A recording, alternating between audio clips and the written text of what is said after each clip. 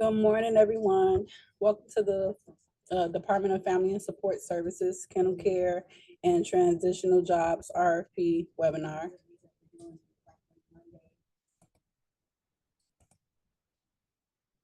Just a few housekeeping rules. Due to the volume of participants, everyone has been placed on mute. Please submit questions via the questions box, and we will respond to questions at the midpoint and end of the presentation. Please use the questions box to notify us of any technical issues. Please be advised that this webinar is being recorded. Anything stated at this webinar is not intended to change the solicitation document. Any changes will be in the form of an addendum issued by the Department of Family and Support Services. The purpose of this webinar is to provide information for the solicitation.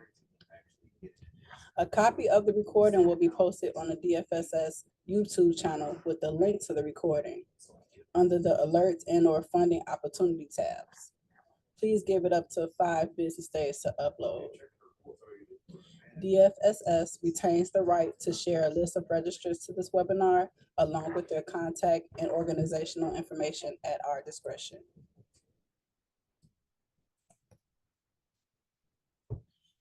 My name is Jillian Black. I am the Procurement Proposal Coordinator.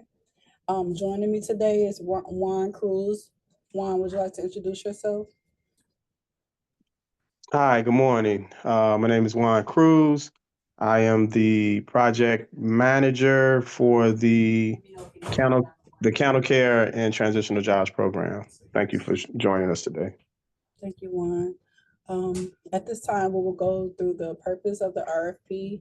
Following that is the background and the information about the scope and program description, the selection criteria, the timeline, technical assistance for applicants in e-procurement, and then one last round for questions. And at this point, I will turn it over to Juan to discuss the purpose of the RFP. Thank you, Jillian. Thank you, everyone, for joining us.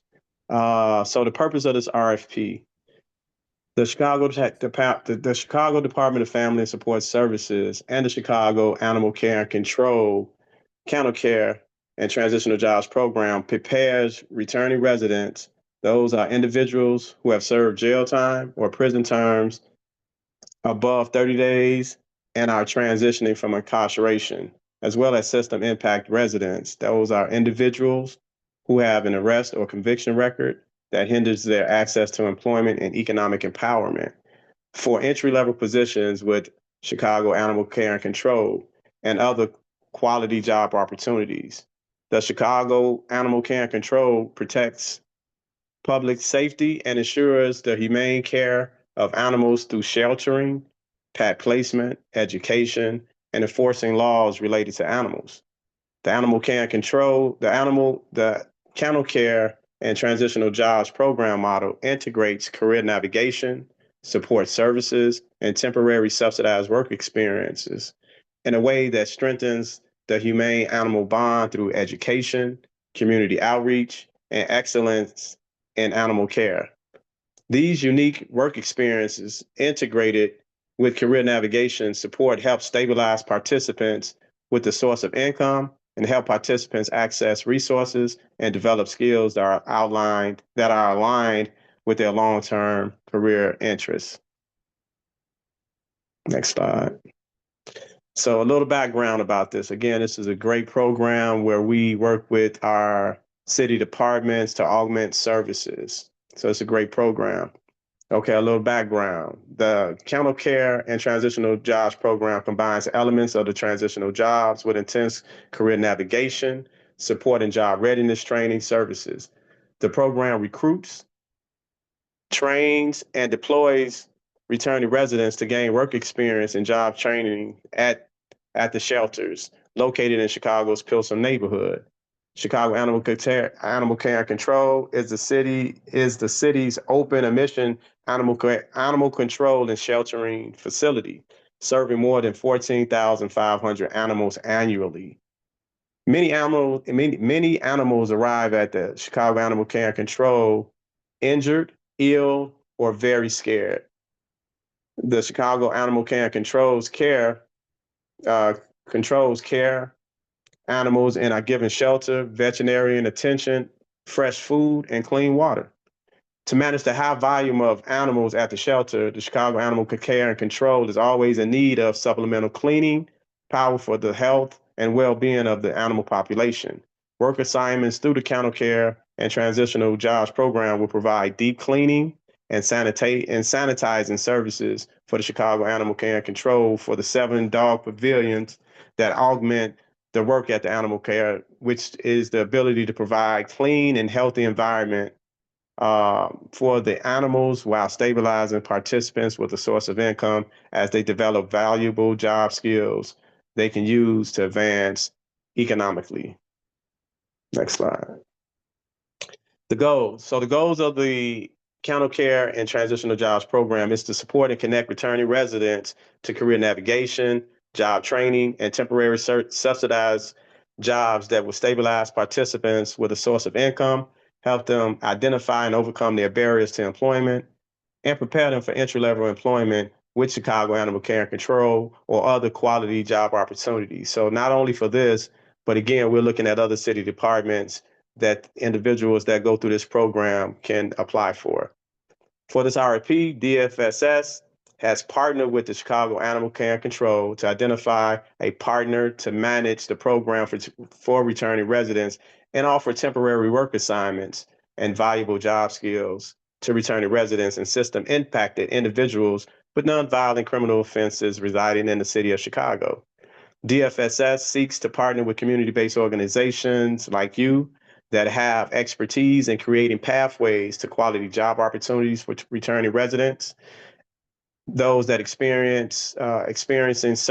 that you have experience serving returning residents successfully with strong performance outcomes, and that you have currently funded workforce programming options for returning residents in the city of Chicago. So we're looking for all of that, right? We're looking for individuals that have experience that's working with this population. Next slide. What is the current state and priorities for improvement? And so what we want to do is examine how it began and the current state. So since its inception in August of 2017, so we've been running this program for a long time. The program has served a total of 520 individuals. Among them, 5 participants have secured full-time union positions, earning $28.50 per hour.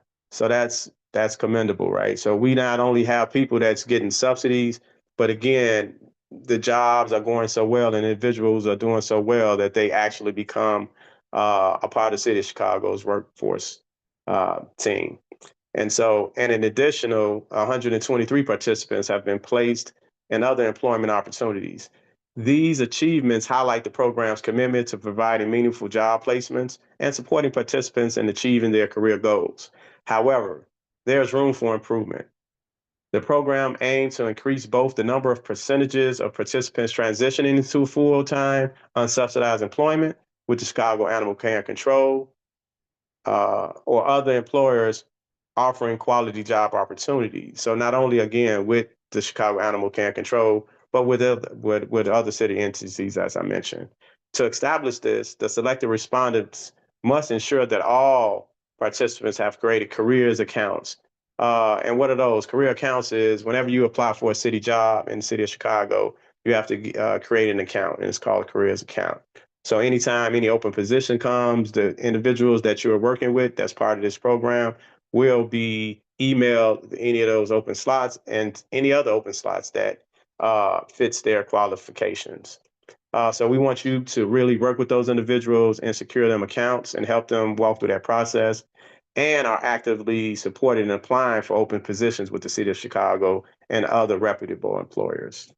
Next slide. So what is the population? The target population, as we mentioned, is going to be returning residents. So the DFSS Kennel Care and Transitional Jobs Program provides workforce services to returning residents. So to be eligible, individuals must be a returning resident, some type of justice involvement, is a Chicago resident, You have to be a Chicago resident and 18 years of age or older and authorized to work in the United States. The program is open to system impacted individuals with arrest and conviction records as well. Next slide. So what are the requirements? So the program requirements. So the Kennel Care and Transitional Jobs program combine elements of the transitional jobs with intense career navigation, support, and job readiness training delivered in the content of a kennel care and animal shelter maintenance program. The core elements of the program I described below. Respondents must, one, be able to execute the following services in their application. We want to see that you ensure our participants are trained on safe and proper cleaning and dog handling procedures. We want to make sure that you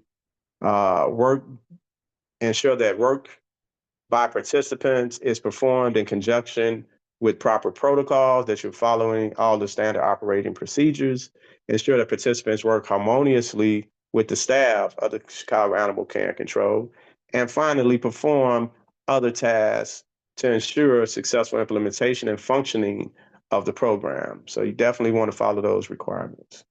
Next slide. Other programs, requirements, respondents must also collaborate with Safe Humane Chicago, and that is a non-for-profit organization that's dedicated to creating a safe neighborhood, by fostering positive relationships between people and animal through programs that address violence, provide trauma-informed care, and advocate for humane treatment and facilitate the trainees' participation in the Life Bond Reentry Program. What is the Life Bond Reentry Program? Well, it connects individuals impacted by violence or incarceration with dogs through structured activity like socializing, training, and bonding, aiming to foster that empathy, confidence, and skills that benefit both the participant and the dogs. Trainees in small groups of 5 to 6 people with guidance and instructions from a Safe Humane Chicago trainer will learn. So again, you're working in conjunction with Safe Humane, and you're going to learn some of the following things. One is like how to socialize and train sheltered dogs using positive reward-based reinforcement with special emphasis on maintaining the dog's basic physical and emotional health. You're gonna be trained on how to learn, and you're learning and practicing communication skills by interpreting dogs' body language and responding appropriately and compassionately. And you're gonna also be introduced to animal-related employment opportunities which exist within the animal welfare and pet industry. So not only, again, space is limited for staff being onboarded at the Chicago Animal Care and Control, but we have a wealth or a plethora of other agencies and organizations in the wealth and welfare of the pet industry that you can look to apply to. So the program is required to last 12 weeks and will culminate in a ceremony in which the participants will demonstrate their skills and receive a certificate of completion from the Safe Humane Chicago. So again, you're going to leave with something tangible being a part of this program, which is the certificate of completion from the Safe Humane Chicago. The training will take place twice a week for a duration of 1 hour. Participants who complete the dog enrichment certificate training program will be eligible to receive a paid program incentive. So it's a very good opportunity for you, for your clients. Next slide. Okay, the program requirements for the transitional job program requirements, right? So respondents must demonstrate within their application the ability to execute the following services for participants in their program. We want to, again, we talked about connecting them with jobs with the city. So establish a careers site for the city of Chicago. So again, creating you an account. We want to have career navigation services. We want you to have, to conduct outreach and recruitment. We want you to have comprehensive program orientation, intake screening and assessments. We want you to be we want individuals to have permanent employment placement services, your ability to do that.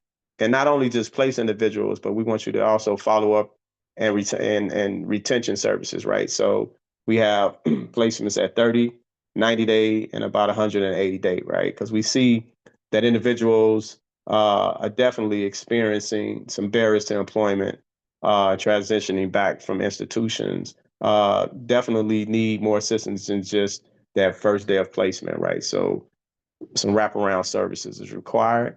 And we want to know what the feedback of the participants, how do they feel about the program? So participant feedback tools, we want you to establish that. We want you to formalize employer partnerships and the expectations of what we are looking for to gain with this relationship, and additional work crews, specifications, and requirements. Next slide. So the performance goals and outcomes. To track progress toward achieving the outcome goals of this program and its success, DFSS will monitor. So we will monitor a set of annual outcomes, metrics that may include but are not limited to the following. One is the number of participants placed in unsubsidized employment. So the target here is 60%. So 60% of the participants that you have will enter unsubsidized employment and retain employment for at least 30 days upon completion of your program. We have the number of participants hired at Animal Care and Control. We want to track that metric.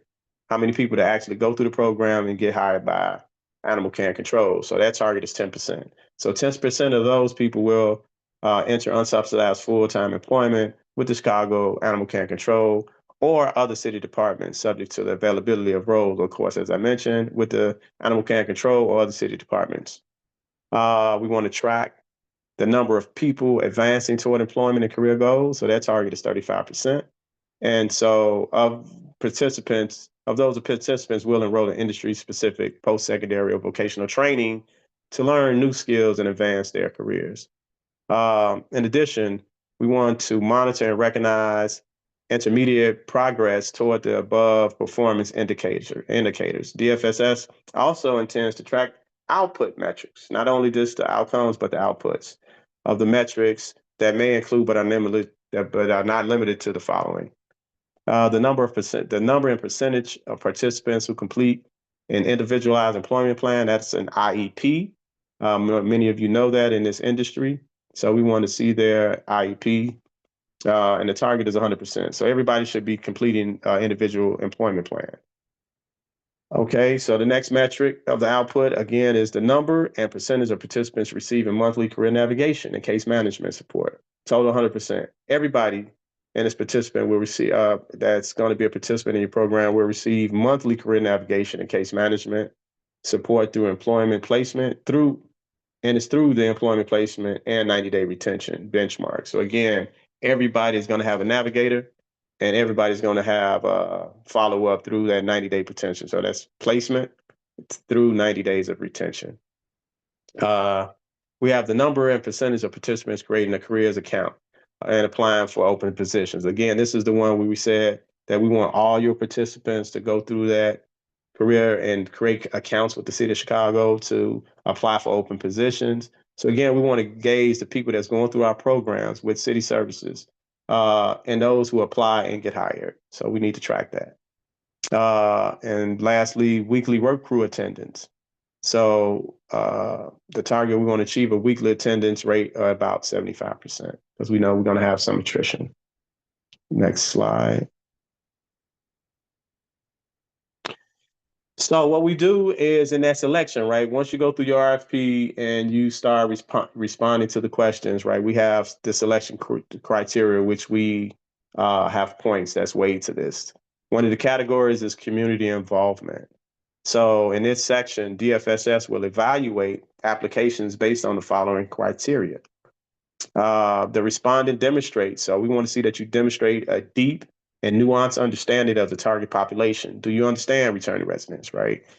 Including their strengths and assets and the needs and challenges of this population, because we know that it's challenges with individuals that have little to no work experience. So we want to know that you can demonstrate that you have understanding of this population. The respondent is equipped to meet the specific needs of the target population and has the capabilities and or infrastructure to better serve intended target populations. Again, do you have the wherewithal? Do you have lived experience individuals on your team that's working with these individuals. So we want to see that again, and that's weighted in the community involvement piece. Next is the respondent demonstrates a commitment to diversity, equity, and inclusion, and access to internal operations. Respondent's leadership reflects, we want to see that your leadership reflects and or directly engages the diverse population or the diverse people of the community that serves. Again, do you have a diverse board? Is your staff looking like individuals of that community that you're serving? That's very important.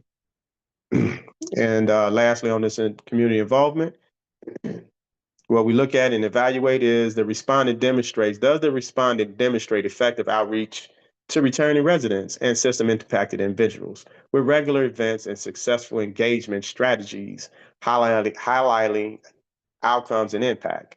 Are you in the community? Are you out there at events? Are you informing the public of the services that you have for this population? So we want to see that. Next slide. So the next one is your organizational capacity. So DFSS will evaluate applications based on this organizational capacity. So what we look at, does the respondent identifies adequate essential personnel to devote to the work, describes appropriate staffing patterns and their qualifications and content of clients to be served, and including program staff, program oversight, and management, and has a compelling strategy to fill vacancies in a timely manner. Again, we're looking at your organization and do you have the capacity to do what we need you to do and qualify for this application and this grant to serve this population? And do you fill your vacancies in a timely manner? The respondent has an adequate system to processes to support monitoring program expenditures and fiscal controls, right? Do you have your accounting metrics in place? So we're going to look at that.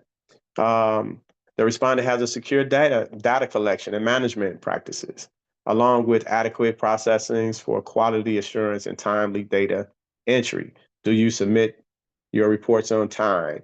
Is it stored in a safe place? So we're looking at things like that in your response. And lastly, on this organizational capacity, does the respondent has a clearly defined process of ensuring program participants are paid while enrolling in the Transitional Jobs Program?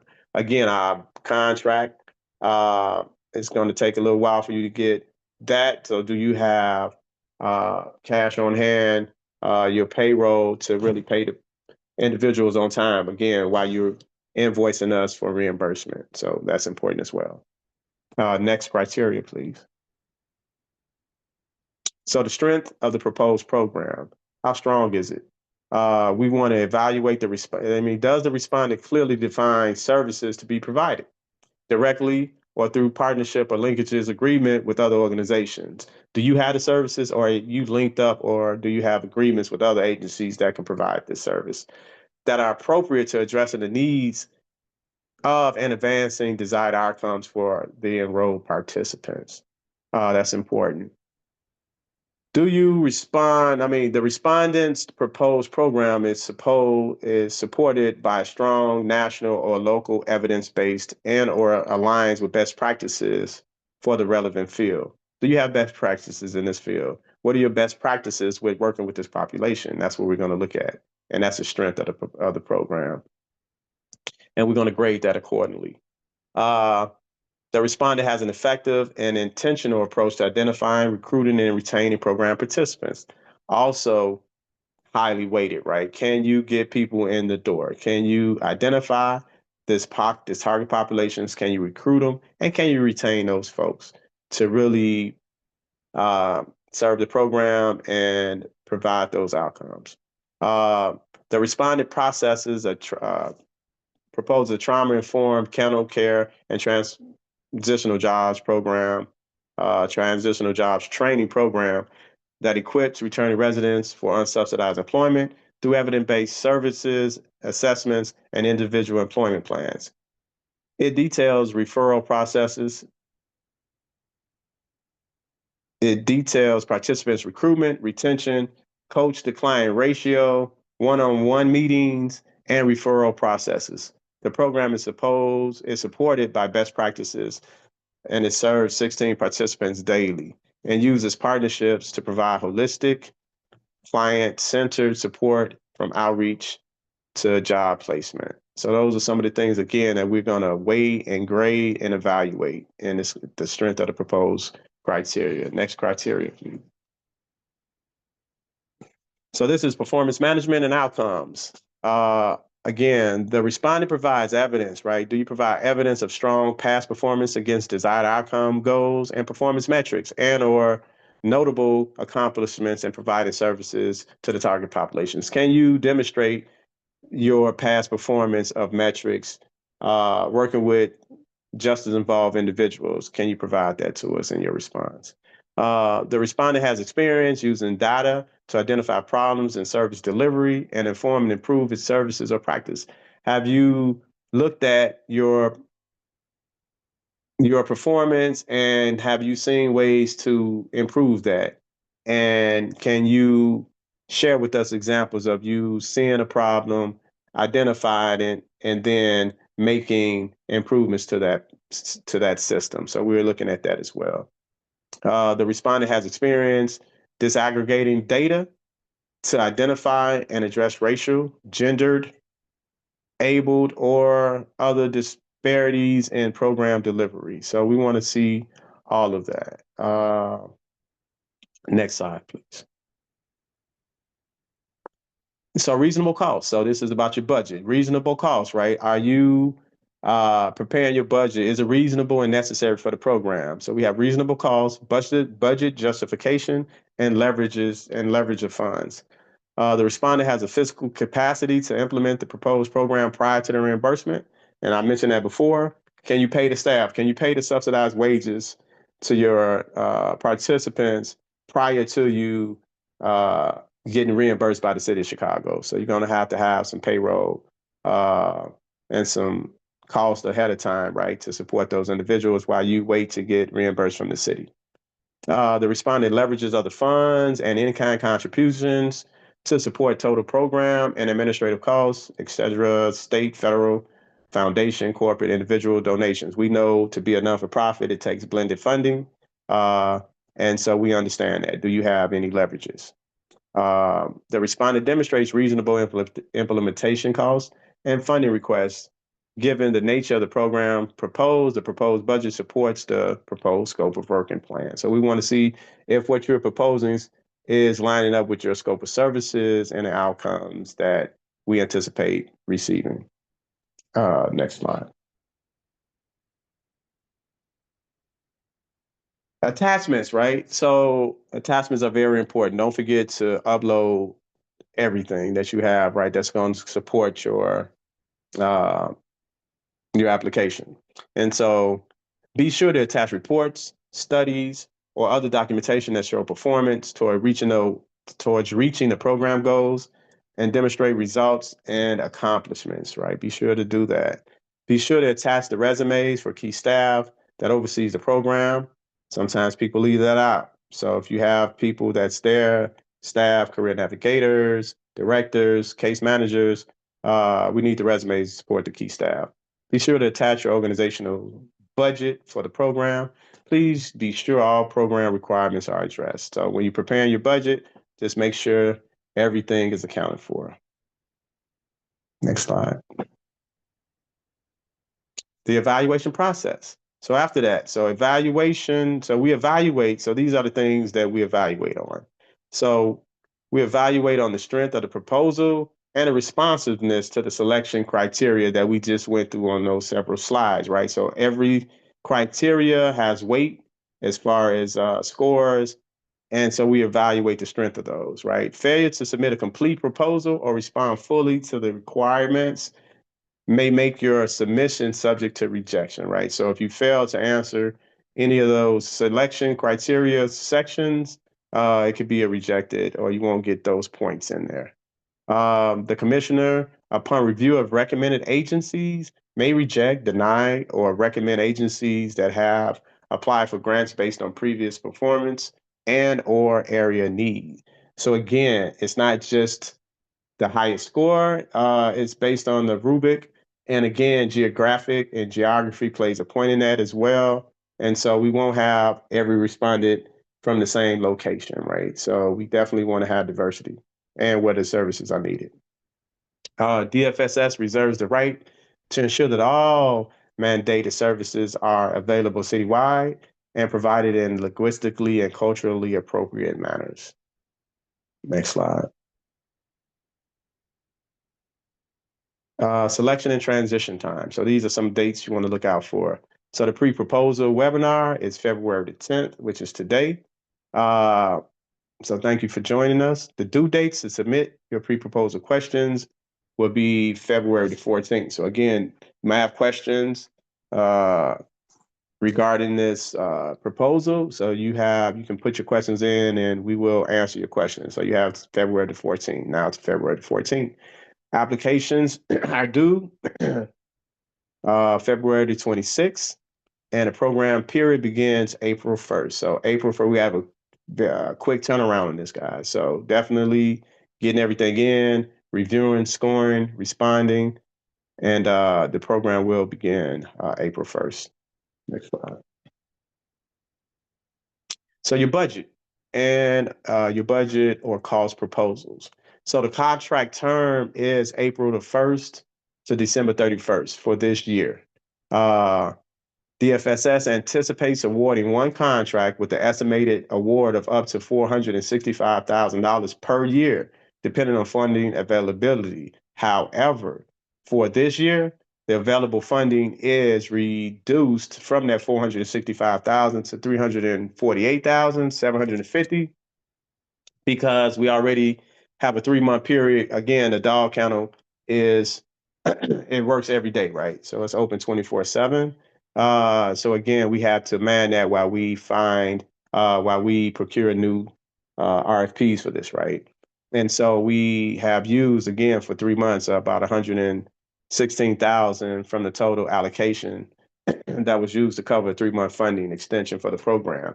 So the program currently is like from January 1 to March 31st. However, for next year, because again, it's a 2-year contract, but it's budgeted for 1-year cycles. And so again, next year will be the total 465, but you're going to prepare a budget for this year of 348,750. Again, let me say that again. It's a 2-year contract, and the full year is 465,000.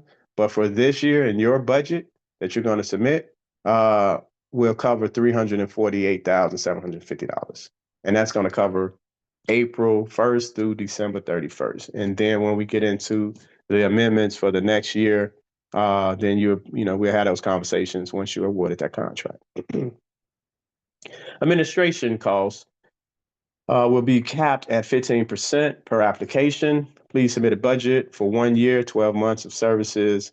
Cost category definitions are attached as budget instructions in every RFP, except RFPs that have cost proposals. Be thoughtful and inclusive when developing your budget. Apply for the program's actual cost. We generally cannot give you more money than what you ask. Of course, everybody likes to ask what they think they can do. But again, we are letting we are advising you that it is $348,750 for this year. Use the reasonable cost question on your application to discuss how you determine the cost reflected in your budget. Next slide. Budgets and proposed costs. So some common errors that we see on budgets. Common mistakes we see on our budgets are fringes. So check your calculations, right? So your fringes, just make sure everything is calculated right. You have Medicare and everything over there, right? So definitely make sure you check everything. Supplies. These are frequently under or over budgeted for. So definitely check your supply line. Client assistance. If this is an appropriate and allowable cost, don't forget to include it. Make sure your job description titles and your job descriptions uploads have the same title. Also, put a brief description of the job in the budget document itself. if you have not discussed it specifically in your application. So again, you have, when you're preparing your budget, you're going to have your budget justification, which is going to be on your right side. You're on the left side, you're going to have the program staff, right? And so we just want to have a description of the staff that you're saying. If it's career navigation, describe what career navigation is and what it's going to do. You're going to put your budget in the appropriate column and show your match. So if you have a match, show your match as well. Next slide. Deadline. So the applications are due on February 26, 2025 at 12 noon Central Time. And I think I'm going to pass it back to Julian Black.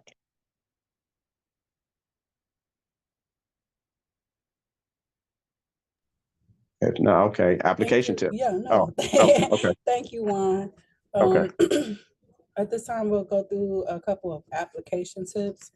We strongly encourage potential applicants to start your applications as early as possible and to save them as often as possible. And if you have never done business with the City of Chicago, please register into iSupplier, also known as e-procurement, as soon as you can. Review RFP narratives and applications questions closely. Remember that they align with the scope and the selection criteria. Use the information in the RFP for guidance in formulating your answers. There is a 4,000 character limit in iSupplier, which includes punctuation and spaces. Each response is allotted 4,000 characters. Do not use the back button on your browser. You could potentially lose your work. And again, we strongly encourage potential applicants to start your application as early as you can and to save it as often as you can.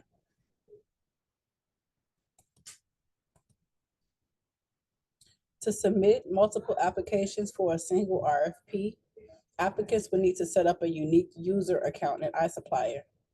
The e-procurement system is not capable of submitting more than one distinct proposal per associated email address. Therefore, you must use a separate email address for each submission. For RFPs that require a completed cost proposal in place of the budget form, I'm gonna skip this bullet point because this does not apply to this RFP. Next, you can submit your application and later amend it up to the due date of February 26, 2025 at 12 noon Central Time. Avoid the rush and possible mishaps by submitting early. Plan on your submission taking approximately 30 to 60 minutes. Please be advised that late applications cannot be accepted. Make use of the e-procurement hotline for assistance at 312-744-4357. They also can be reached at customersupport@cityofchicago.org. Please note that the phone hotline operates during business hours only, which is Monday through Friday, 9 a.m. to 5 p.m. Again, we can't stress this enough to save your application as often as possible and to submit early if you can. Just a few agency requirements. We require agencies to provide articles of incorporation or any amended articles of incorporation. We also require agencies to submit an IRS affirmation letter.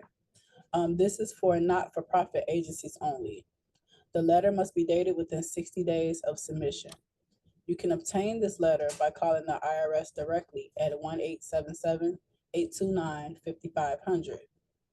If you are a for-profit agency, please submit your original letter from the IRS showing your FEIN number. We also require agencies to submit their UEI number as well as a central contractor registration, which you can get a copy of the entity overview page on the sam.gov website.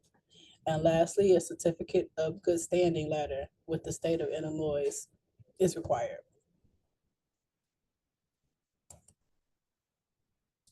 As of April of 2024, we have a new labor peace agreement ordinance, which will apply to our DFSS and CDPH delegates that have 20 or more employees working for their organization.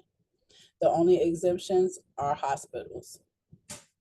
Contractor must provide written notice to the commissioner or her designee within 72 hours of becoming aware that employees want to organize or that a union seeks to represent employees. Contractor must enter into an LPA within 90 days of receiving that notice that an organization represents or seeks to represent their employees. You may ask, what is an LPA? An LPA, a labor peace agreement ordinance, is an agreement between an employer and a labor union that ensures that an organizing drive is not impacted by union busting techniques, including employee retaliation, and in return, they will not strike or stop work in a way that will impact human services. For technical assistance, there will be a link to the RFP on the DFSS YouTube web page under the alert section on the website. And for questions on registration and e-procurement technical assistance for delegate agencies, please reach out to customer support at cityofchicago.org. They also can be reached via phone at 312-744-4357. And we also have training materials, which includes documents and videos on the cityofchicago.org website under online training materials. At this time, we're going to walk through how to enter your responses and accepting any amendments.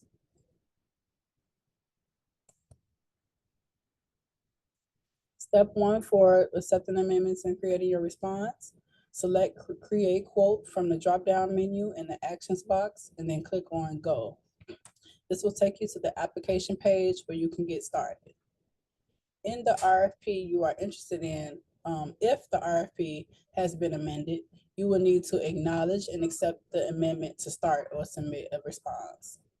To accept the amendment, click on View Amendment History, circled here. To begin the acceptance and acknowledgement process, follow these steps after clicking View Amendment History. First, you click on the document number. Next, you click on the infinity or eyeglass icon to review the amended changes to the RFP. Next, you click on the Acknowledge Amendments button to acknowledge receipt and understanding of the changes and then proceed. And by acknowledging this amendment, you are indicating that you are aware of the changes made to the RFP. When you get to this screen, click on the I accept checkbox and then click on Acknowledge. Then you click on Yes to indicate that you confirm your acknowledgement of the amendment.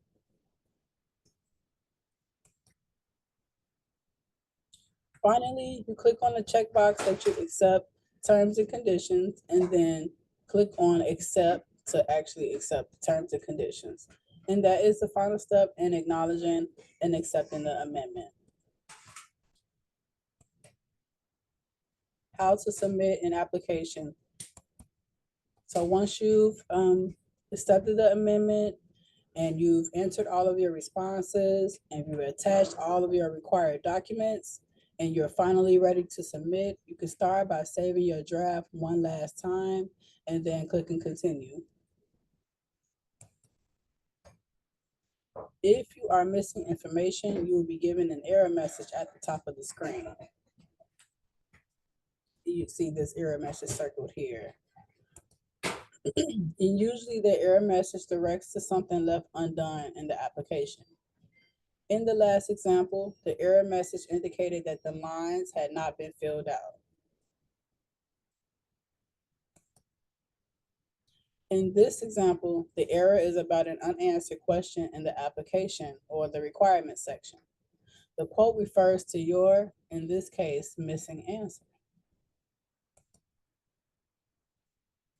Once your application is free from errors, you are ready to proceed and submit.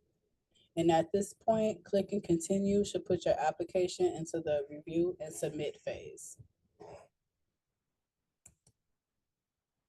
Once you see this screen, this is like a summary page, and it's also your last chance to review all of your responses, all of your data, all of your attachments, triple check everything, and to confirm that everything is accurate.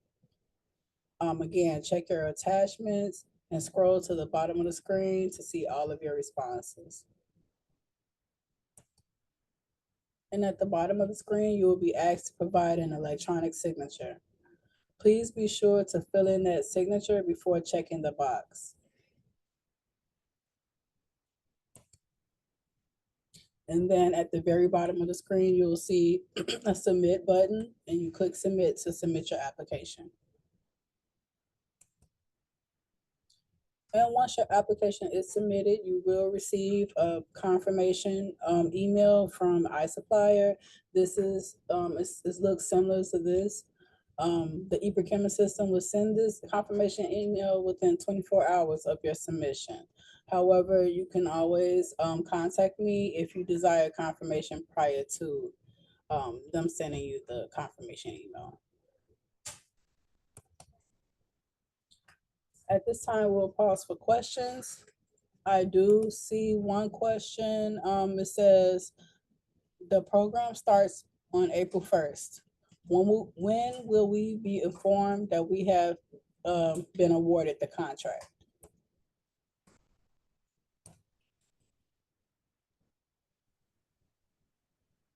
Gotta be you, Julian, right?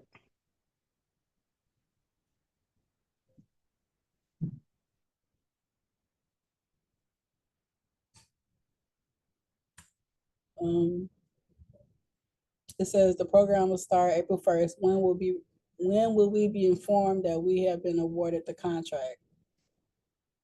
So I believe that's a program's question. I thought that was a contract question, right? So, yeah. So once I'm assuming that once all of the evaluations are completed, then you all Yeah. will receive. Mhm. Yeah, definitely after that, right? So I mean, we can get that back to them. I just don't want to say anything wrong. Okay. But it's We after we will. evaluate, so it's after the close of, I have to go back and look at the dates. Okay. All these questions will be addressed in the amendment that will be issued. We have another question. It said it is due February 26th, and it starts April 1st. It said, when can we anticipate being informed of award? Yeah, we'll respond after this to it because I have to talk to some, my deputy and manager. Okay, answer to your questions, Matthew, will be answered in the form of an amendment and attached to the RFP. No problem. And again, the question deadline is February 14th. So those questions, if you don't have any questions at this time, those questions can be sent to Juan. Juan Cruz, can you provide your information? Yes, it's Juan, JUAN .Cruz, CRUZ at City of Chicago, all one word, .org. Thank you. And for non-programmatic questions, you can contact the e-procurement hotline. They're open Monday through Friday, 9 a.m. to 5 p.m. at 312-744-4357. And they also can be contacted via email at customersupport@cityofchicago.org. And you can also reach out to me. My name is Jillian Black. I'm the procurement proposal coordinator, and I can be reached at jillian.black@cityofchicago.org. And Juan's information is also, his contact information is also in the RFP. So at this time, if there are no other questions, we will begin to close out. Juana, do you have any last words before we close out at this time? I'd just like to thank everybody for joining us, for uh, getting a better understanding of what this RFP is about and what the program is essentially about, and look forward to reading your proposals. So thank you. All right, thank you everyone for joining the Kennel Care RFP webinar. Good luck to everyone and enjoy the rest of your day. Thank you.